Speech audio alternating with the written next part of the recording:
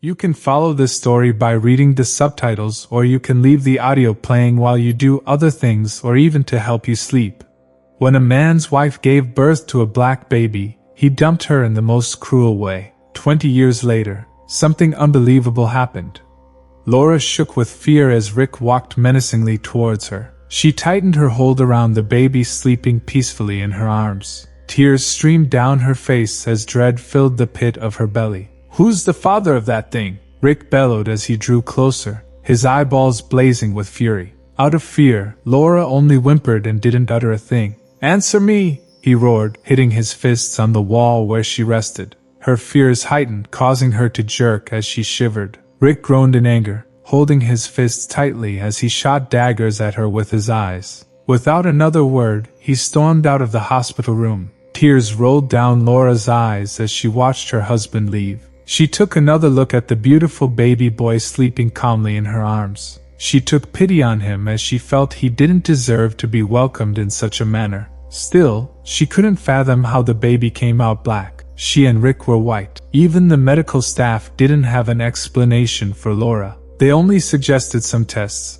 including a DNA test. With this, they would be able to come up with the much-needed answers. 5 days later, Laura was discharged from the hospital. Throughout her stay, Rick never called or came around to check on her, and Laura was more than disappointed in Rick. What happened to all the vows they had made to be there for each other no matter what? Still, she understood his anger. If she were in his shoes, she would have been angry too, but abandoning her at the hospital was just too much. It meant he had lost trust in her completely. Even if he entertained doubts about the child being his, they could go as far as a DNA test. It was much better than doubting her completely, Laura thought. When she finally got home, she met Rick, who immediately gave her a cold, bloody look. As their eyes locked, without a word, he walked into the guest room. Laura sighed and entered their room. A few minutes later, after she had fed her baby and made sure he was fast asleep, she decided to confront her husband.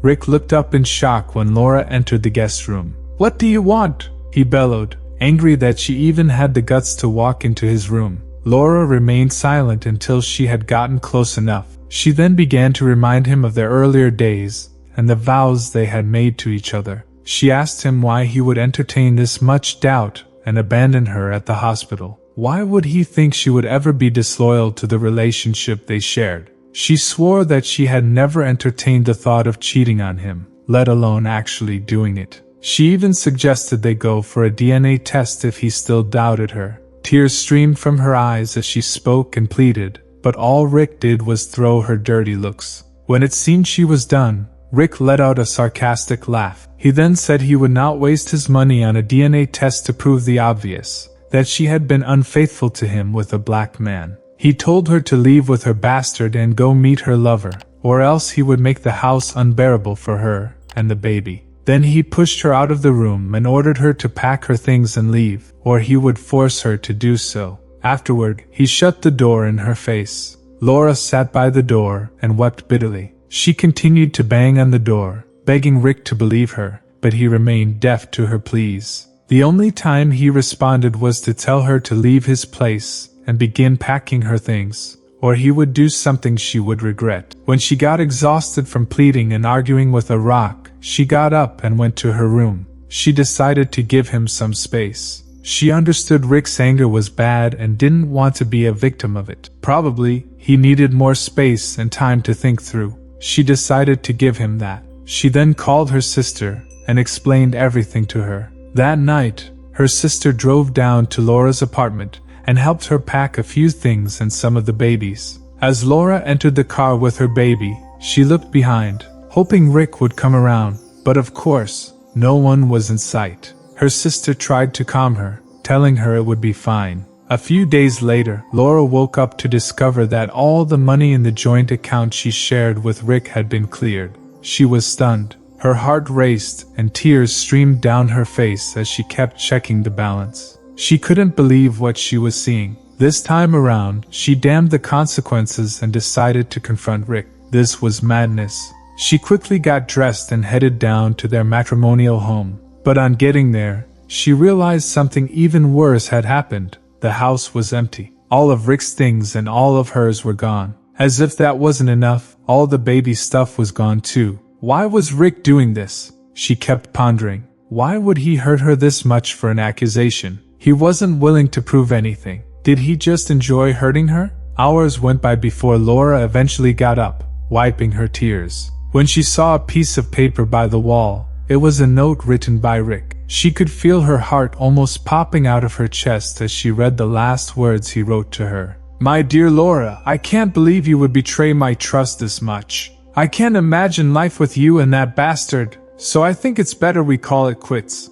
Please don't ever try to reach me. You'll be meeting my lawyer soon. Laura's eyes widened as she read through the note. When the realization of what this meant hit her, she screamed and burst into tears, falling to the ground. She cried and wailed. She tried calling him, but of course, his line was switched off. She guessed he had blocked her number. She then called her sister and cried bitterly, narrating what she found at home. Her sister, who was at work, had to make an excuse to attend to her. 2 weeks later, Rick's lawyers came around and handed her the divorce papers to sign. She was quite exhausted from crying, and any efforts to save her marriage were more or less a waste of time. She just signed the papers without arguments. The pain was unbearable. She had lost strength from crying and was agonizingly bitter. Her sister kept cheering her up, telling her that Rick never deserved her in the first place, that he was gone for good. But nothing her sister did was able to soothe the pain. It only helped her stay strong. She was grateful for her sister, who was always there to cheer and help with the baby. Her sister also kept her from going into depression despite the unforeseen circumstances his birth seemed to have brought. Laura never blamed her baby for her misfortunes. Each time she looked at him, she was grateful to God for the gift of life. She felt nothing but love for her baby and named him Daniel. She was determined to raise him with all the love in her heart, counting him innocent of the trauma she was going through. When her maternal leave came to an end, she had to resume work. She took Daniel to a daycare in the morning before driving down to work. But due to the agony she was going through, she became less efficient at work. She worked in customer service at a microfinance bank. Tasks that seemed easier for her initially felt tougher to run smoothly. The once smiling and bubbly young Laura became moody and reserved, appearing a bit shabby. A few weeks later, her supervisor, Anthony Johnson, called her. He began asking her what the matter was, as she was no longer the employee he had come to know and appreciate. At first, she claimed nothing was wrong and apologized for her recent shortcomings. As he persisted, she claimed it was probably because she had just rounded off her maternal leave. Later, she broke into tears and related to her boss the current state of her marriage due to the birth of her baby. Anthony felt sorry for her. He calmed her and encouraged her to remain strong, telling her that it would all make sense in the end. He then embraced her and let her cry on his chest as he patted her back. She was one of his favorite subordinates due to her work ethics and her personality as a whole. It felt unfair to him that someone as grateful as she would be going through this. Anthony decided to help her heal. Every break period, Anthony would go out with her. Initially, she was hesitant, but his persistence eventually led her to join him for lunch. Over time, this routine helped build an acquaintance between them. During the weekends, Anthony also came around to see her and the baby and asked how they were doing. Sometimes, if he had time on his hands, he would take them out to either see a movie, enjoy a park or a beach, or to a nice restaurant. Sometimes, he just drove them around to see and enjoy nature, knowing Laura barely came out after work hours as she would wallow in sorrow. After a few months, Laura began to heal. She gradually returned to the cheerful lady she had always been at work. She was most grateful to her boss for helping her get over the hurts her past marriage brought. Anthony was happy for her healing and still kept coming around to check on her progress. It had become kind of a routine between the two of them, and it just went on naturally. A year later, feelings began to spark. Anthony was a widower. His wife had died during childbirth, and the baby was stillborn, bringing double tragedy for Anthony. Maybe that's why he had empathized so easily with Laura's pain.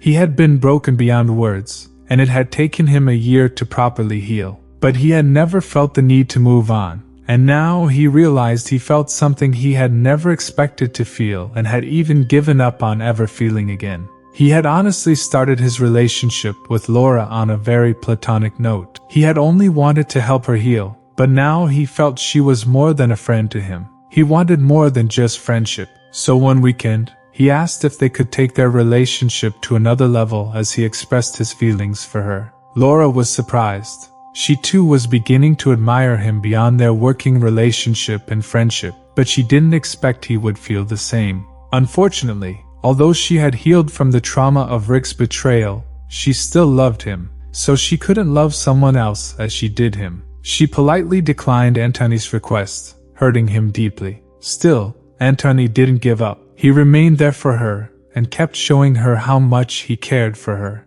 Laura appreciated his kindness and care, and they remained friends. One day, she was cooking in the kitchen when she heard Daniel scream from the living room. Alarmed, she rushed to see what was wrong and didn't pay attention to her surroundings. She hit the pot containing the hot sauce she was stirring, and it came tumbling down, pouring all over her legs. She screamed in pain as the heat burned her flesh. Daniel rushed to the kitchen instead and began crying again when he saw his mom crying in pain. He was too young to know what to do, and the only way he could express his confusion was by crying. Laura knew she had to be strong for herself and her son despite the pain. She got up and walked to her phone while patting her son. Her sister was away on a business trip at the time, and the only person she could call was Antony. She called him to ask if he could help her get to the hospital. He immediately agreed and got into his car. While waiting for Antony, she applied first aid to the wound.